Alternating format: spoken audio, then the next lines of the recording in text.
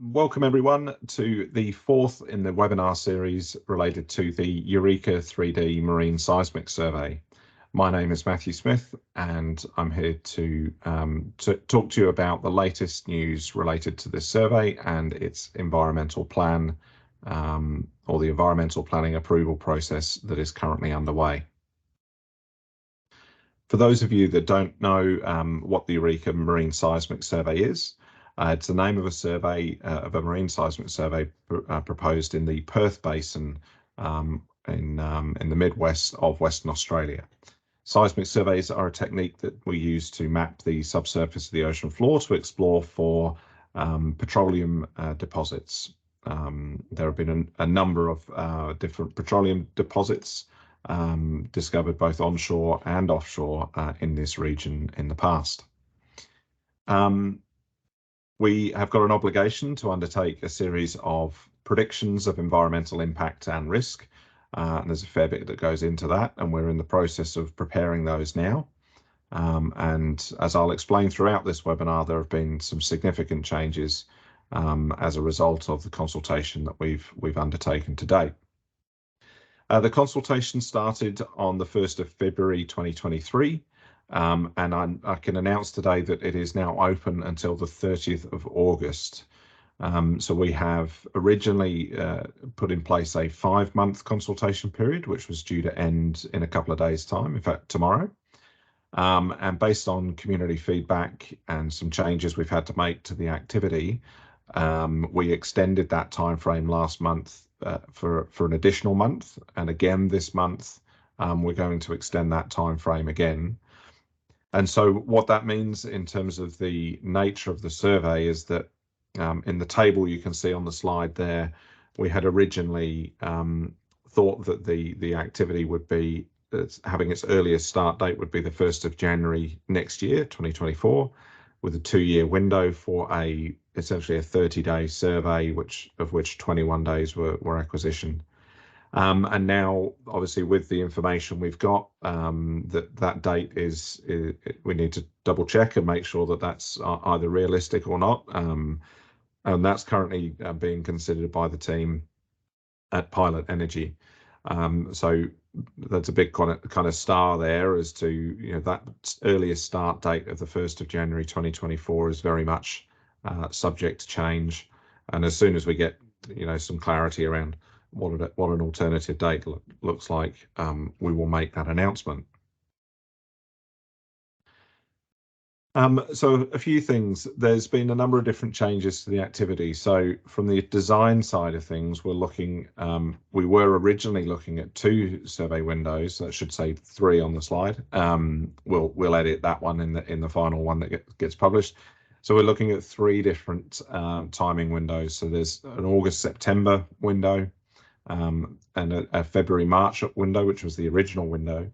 And during our last round of consultation with the rock lobster fishers in the area, an opportunity was presented to us around the May window, which might mean that we need to excise some additional areas to be protective of blue whales. But the May option now is being considered as well, and there are some significant knock-on effects to the environmental impact assessment process, depending on which time of year we take. So that's one of the reasons there's been a delay from our end. We have managed to put in place a 9.2 kilometre exclusion zone around Beagle Island to protect the largest population of sea lions, Australian sea lions in Western Australia. So that's that is now in place, and that won't change. And I've got a slide in a moment discussing 300-metre exclusion zones around the 12-metre contour of aggregated reef. And that's the reef around that sort of Leander Reef area where there's aggregated habitat for rock lobster and other species, of course, as well. So we know that in those areas there's higher levels of biodiversity. So we've put some protective measures in place there. There are some other changes that we're currently working on. So we are looking very hard at some smaller source sizes. And that doesn't always mean less sound put into the environment, but it might. And so we're spending the time that's necessary to look through those. and figure out what options we've got around source sizes. And because of the May window, we're also investigating the viability of the southwest corner if we do undertake the activity in May. The southwest corner is where we get our closest point to the blue whale migration route. So if we can lower the source size and potentially excise some areas on that western side of the survey, then we may be able to suitably protect blue whales whilst carrying out the activity. Just a bit more on those exclusion zones. These are the ones in place around Leander Reef, Big Horseshoe Reef, and some other unnamed reefs. For those of you who know the region, the black dots here on the map are the Cliffhead Wells, and the Cliffhead platform is right about there as well. And so these are the types of reefs that we're looking at excluding. The blue box on the screen there is the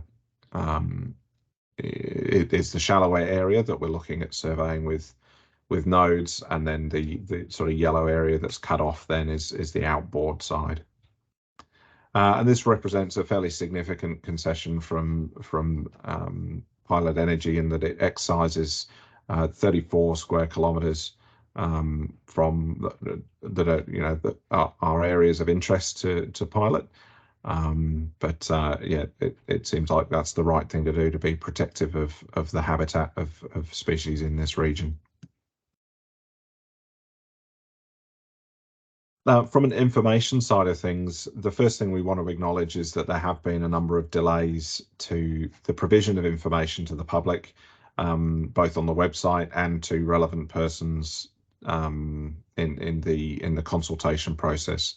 And that's mainly, as I described, because we've got a lot of different feedback from the community about times of year that we should be surveying and things we need to protect. So yeah, fully acknowledge that we're not quite keeping up pace with where we would have liked to have been.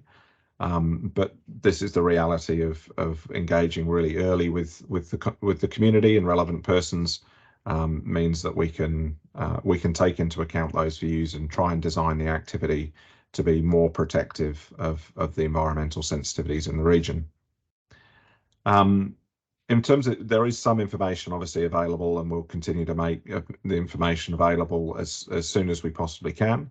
So our community consultation plan is currently available on the website. Our current understanding of the description of activity, albeit with some holds in place around exactly how we're narrowing that, that is available.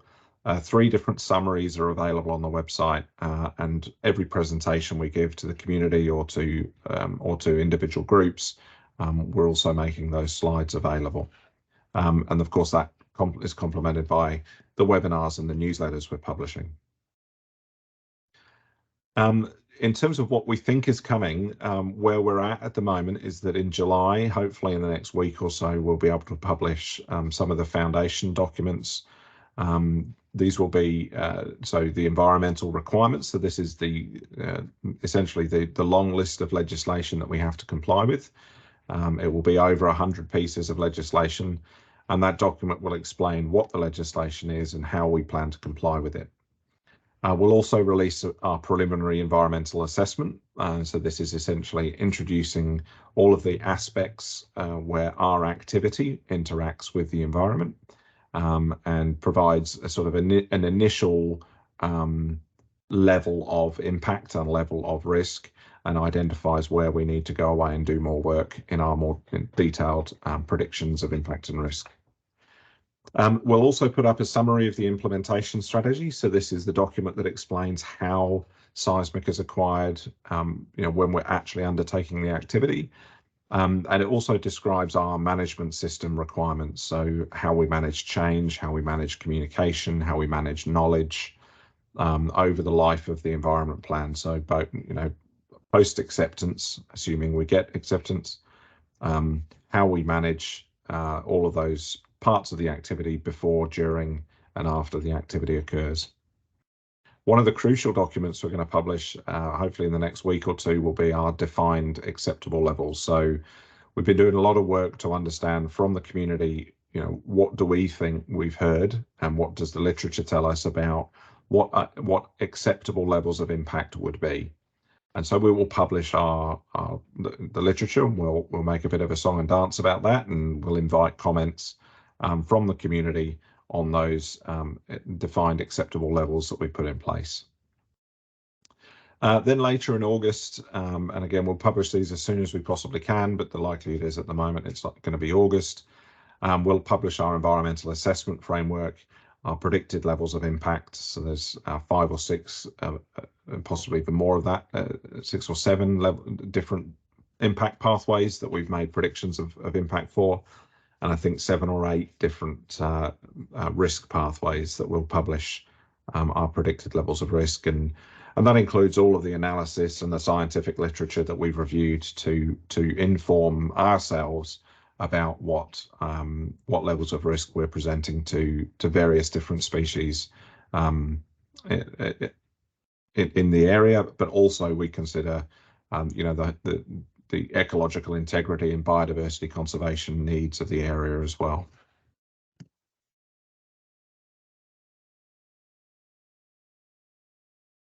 So our consultation process, this is a slide I've presented at every webinar so far. It had 5 major building blocks across the process.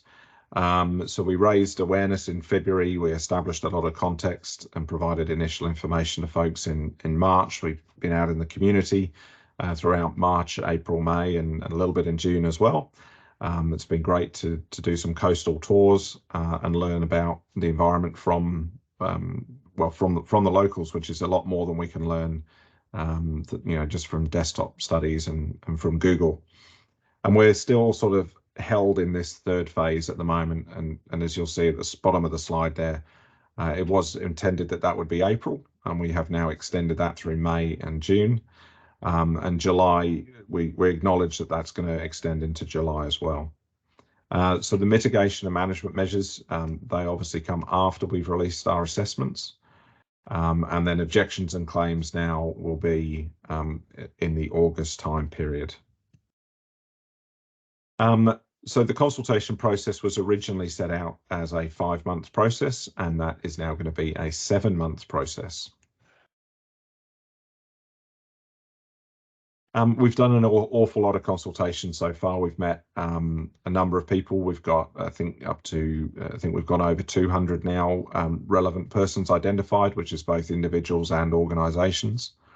But we've met with a number of government agencies, number of organisations. We're advertising quite regularly on social media and in print media and on local radio as well. So we really do want to try and find as many people as possible to engage with the design of this activity. We've written to a number of state and Commonwealth agencies, and we have had some good uptake from those organisations, but we have struggled to get responses from everybody that we've written to so far. So a lot of our work is continuing to knock on doors and try and make sure that everybody's got the opportunity to input into the design and environmental management of this activity. We've undertaken 7 community sessions, and we had over 137 attendees at those sessions. And most recently, in early June, we undertook 3 rock lobster specific consultation sessions with the Western Rock Lobster Council. We had a great time touring up the coast there, presenting. We did presentations in Fremantle, Cervantes, and then in Geraldton. And we've done a number of port visits, and we've sort of dropped in along the way as we've driven up Indian Ocean Drive there. So lots of activity in the consultation space to date. And so what happens next? So for us, from a consultation side of things, the searching for relevant persons continues, and in reality that continues not just through to submission of the environment plan, but it continues throughout the process of the assessment by NOPSEMA. And also, of course, if we get acceptance, the searching for relevant person continues throughout the activity. We've got a number of liaison meetings, so we need to get in touch with individual fishers.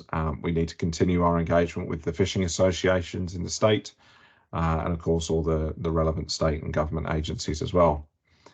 You'll see us continue to advertise on social media. I really encourage you to follow the Eureka marine 3D marine seismic survey on whichever platform we're active on: Facebook, Instagram, and LinkedIn. And we'll continue our one-on-one consultation with relevant persons, and we brought on some more resources recently to help us go through that process with people in a timely manner. With regards to our environmental assessments, we need to publish and receive comment on our predicted levels of impact and risk as soon as we can. We need to publish some summaries of our modelling reports, so there'll be a 2-page summary of our sound modelling report that will go up shortly. And that's a report that kind of addresses the primary impact from seismic surveys. So that will be coming soon. We need to finalise the remaining of our assessments and evaluate the impacts and risks collectively. So we need to, once we've done each of those, we need to look at synthesising all of that, and again providing our view on the control measures and any activity limitations that we have for the activity. And we've again made that commitment to publish all of that information as soon as it's available and prior to submission of the environment plan. So that concludes the formal slides. I'm going to stop sharing my screen now, and just to reiterate that those slides will be publicly available for anyone. We'll put them up on the website in probably in the next day or so, and the recording of this webinar will be available on YouTube and on the website, hopefully within the next 24 to 48 hours as well, for anyone to share with people who weren't able to attend today. We've got about 10 minutes or so available for questions, so there should be a Q&A function available for anyone in the chat. If you do not see the Q&A function for some reason, you may be able to raise your hand, and if you can raise your hand, then I can take you off mute, and you can raise your question verbally with us as well. So there should be some icons at the top of your menu bar, whether you're dialing in through Teams or dialing in through Teams on the web browser. But I'll pause for a bit now and invite any questions on any of the information you've seen so far.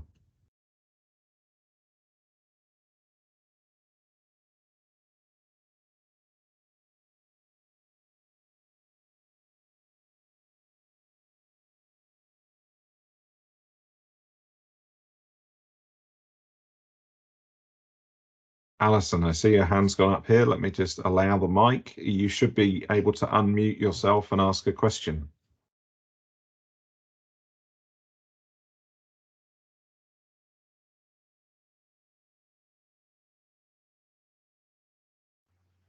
Okay, can you hear me now? I can, Alison. Hi. Hello, how are you, Matt? I'm well, thank you very much. You have a question for me? Yes, lots of questions for you, but just one. Where is it now? Yes. Oh, yeah. Regarding your attempt to get information about the Western rock lobster as a species compared Yes. to the currently available information about the Southern rock lobster, I just wonder how you're getting on with that and how you're approaching the gathering of data, you know, from those two reports and other areas. How are you getting on? Yeah, so we have heard from DPIRD that the two reports that they have, which are related to an Alkimos geotechnical survey and the Xanadu seismic survey, those reports we're hoping are going to be available this year, and it might now be that with the delays we have had in putting the information out and the subsequent extension to our consultation period, that we may now be able to take those studies into account before we make the submission to NOPSEMA, which would be fantastic. We have also written to UTAS and DPIRD as to basically doing a piece of work to understand the transferability of existing knowledge of impacts of seismic on Southern rock lobster in application to Western rock lobster. I actually spoke to Jason Siemens at UTAS this week, and he has apologised, and he hasn't got back to me yet with comments on the scope of work. But he has assured me it's in his priority list to get done soon. And we haven't heard back from DPIRD yet, so we will be chasing DPIRD. And I see there's been a question raised. I think, Carrie-Anne, you've raised a question about whether or not they can provide the comments of the relevance of Southerns to Westerns. So they fully intend on providing feedback on the scope of work and completing that work for us. We just need to work out getting it up their priority list somehow. So yeah, that's the update we have at the moment. They're the three kind of primary pieces of, let's say, gathering more information than we currently have in the environment plan, because there's a lot of literature that we can already rely on, but there's obviously more that's in the disclosure process.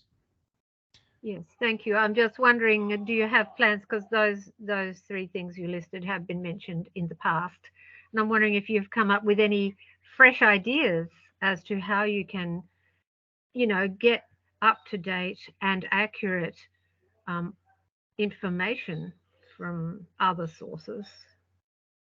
Yeah, so I think our kind of position at the moment is these three are kind of things to almost to wait for, or to, in the case of UTAS, is we can push that one forward, and then based on what the findings are, then we need to potentially either escalate. Do we need to do more work, including looking at doing some in water experiments ourselves, or potentially doing some further research associated with long-term impacts, specifically to Westerns that we can't glean from the information from Southern. So yeah, at the moment, we don't want to open up too many fronts of work, because these studies have potentially these studies have already been done and will tell us everything we need to know. Whether or not that ends up being the case, in our view, it's just a case of making sure we go through the right order of things. I suppose the other part is we're focusing obviously there on the rock lobster side of things, which is necessary, because they're obviously right in the frame for this survey. But there's a lot of other species, including the wet linings, the demersal scalefish fishery, looking also at potentially the blue whale overlap now, or overlap with other whales. So we've got some other priorities that we also need to look at. But yeah, that's the current approach, Alison. Yeah, thanks a lot, Matt. Thanks for the question. Again, if anybody else has got any questions, then please feel free to either pop them in the Q&A or raise your hand, and I can unmute you.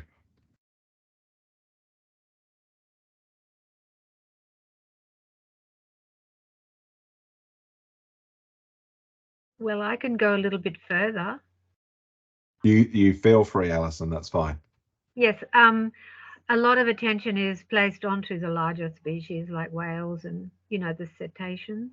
But I'm also deeply concerned about smaller critters that are unable to run away, so to speak, like starfish, many other species that are held captive in the location.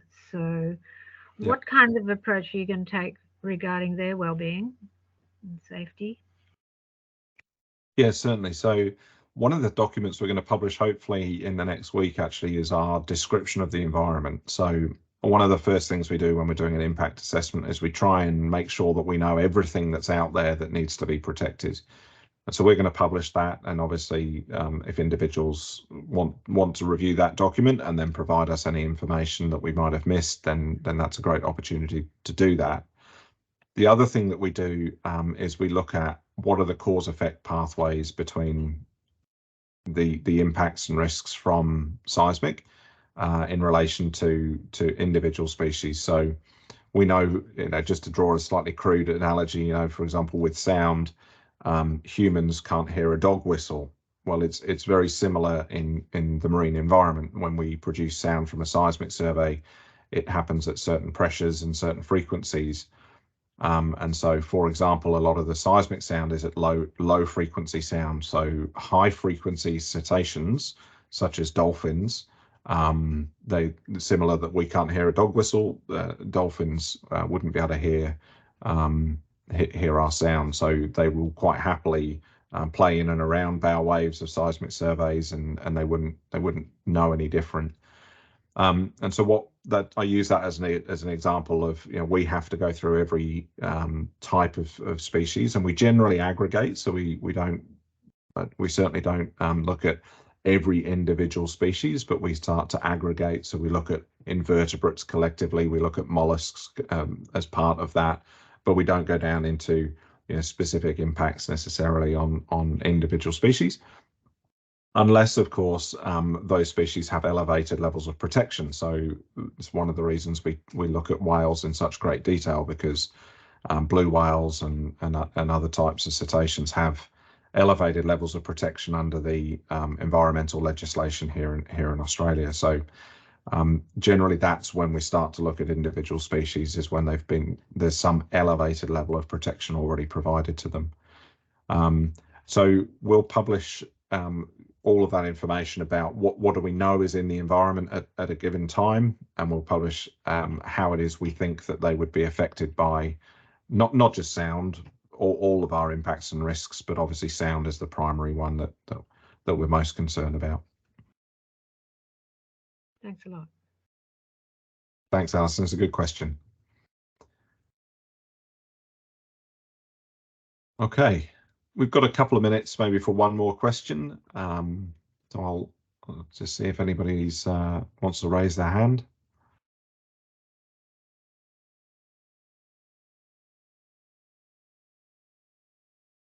Okay, looks as though we're prepared to wrap up. So thank you ever so much. Oh, you got in there, Carrie Ann. Very good. Let me just take you off, or allow you to take yourself off mute there, Carrie Ann. Please go ahead. Oh, great. Can you hear me? Yes, got you loud and clear. Okay. I wrote it down in the Q&A, but I thought it wouldn't get across the finish line. In terms of the selection for the timing of the survey that you mentioned, what is Pilot Energy making that selection on? Is it in terms of having minimum impact? Is it minimum impact on the environment, or does any consideration goes to the financial impact on Pilot in terms of, different times a year might be more expensive for Pilot to run a survey? And how do you weigh up those options? Yeah, for sure. So it's really, it is quite complicated, because it would be silly of me to sit here and say it's purely based on environmental impact. The reality is, of course, that it is a commercial operation that Pilot are undertaking. So, the financial impact does weigh into those considerations. And just as an example, the sort of August-September window over winter is definitely going to be a longer survey, where we would predict far higher seas and wet weather, so increased vessel downtime, meaning increased cost. And I guess what I would say, though, is that, also from an environmental side of things, actually having a vessel out there longer, potentially having to reacquire certain lines, actually being out there longer can be an environmental downside in itself, not just because of the cost. So what I would say also is that, if it did turn out that the best time environmentally was indeed September, August, then Pilot would consider that. And what would probably have to happen in that instance is reducing the time of the survey to make it, not cost prohibitive, I guess. So it's a balance of all of those things. We also know that if we propose a time frame which is not of the least environmental impact, NOPSEMA will undoubtedly challenge us as to why we wouldn't do it at a different time or in a different way. So all of our decision making in that regard has to be put forward in the environment plan. And then, of course, therefore, it's available for the public to scrutinise, and subsequently, obviously, NOPSEMA to scrutinise our decision making in that regard. And it has happened in the past where title holders have proposed a time frame, and either through consultation or through the assessment process, changes have had to be made, because we haven't got it right. But yeah, certainly it's a balance between all of those things. The geophysical objectives, the financial implication, and then obviously the environmental implication as well.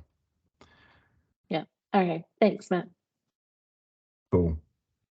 All right. Well, two great questions to finish on there, actually, because they're not so straightforward to answer in 30 seconds or less. But I gave it a go, and yeah, hopefully that's helped a little bit. This is the 4th webinar, I think, so look out for more coming down the pipeline. Yes, and the newsletter will go out again. Hopefully, it'll go out tomorrow, if not early next week. Alison, I think you can still come off mute if you want. Yes. Okay, great. Thank you. Sorry, just a quick one. You did mention that you're considering having a smaller array. Yeah. I think that's really fantastic news. Can you give us any more information about that, potentially? Yeah, so I will say I'm not a geophysicist. So in terms of what the reduced sound source means, in terms of the geophysical kind of the resolution of data, I think is probably the best way to think about it that we get. I can't talk to that. But what I can mention is, in terms of environmental impact, a smaller source size usually means, not always, but usually means that our peak levels are lower, and therefore our exposure levels over time are also lower. Now, we don't know how much lower, and we have to go away and do some more modelling, which again is some inconvenience to pilot. All of this costs money, of course, but that's the reality of what we do. So we have gone away, and we're asking the modelers to essentially put through a lower source size. And I'm going to get these numbers wrong, but it's broadly in the region. I think currently our sound source size is about 2,500 cubic inches. And we're looking at a sound source as low as 1,440 cubic inches. So just in terms of the volumetric size of the sound, it's probably about 2/3 the size, a bit less than that. So quite a significant reduction in terms of cubic inches, but the pounds per square inch, the pressure level would be the same. That's 2,000 psi. And so what we've got to do is model what that means in terms of decibel reduction. And yeah, we won't know that until the modeling's been done. But Pilot have committed to investigating that lower level source size, because potentially it could lower the amount of impacts. Yeah, whether or not it would be significant or not, we'll find out when the model results come through. Excellent. Thank you. Thanks, Matt. No worries. Okay, another good question. Geez, thank you ever so much though for your time and attention, everyone. We'll wrap up the session now, and as I say, the slides will be available on the website in 24 hours, and hopefully the recording in about 24 to 48 hours. I look forward to seeing you all again. Thanks a lot.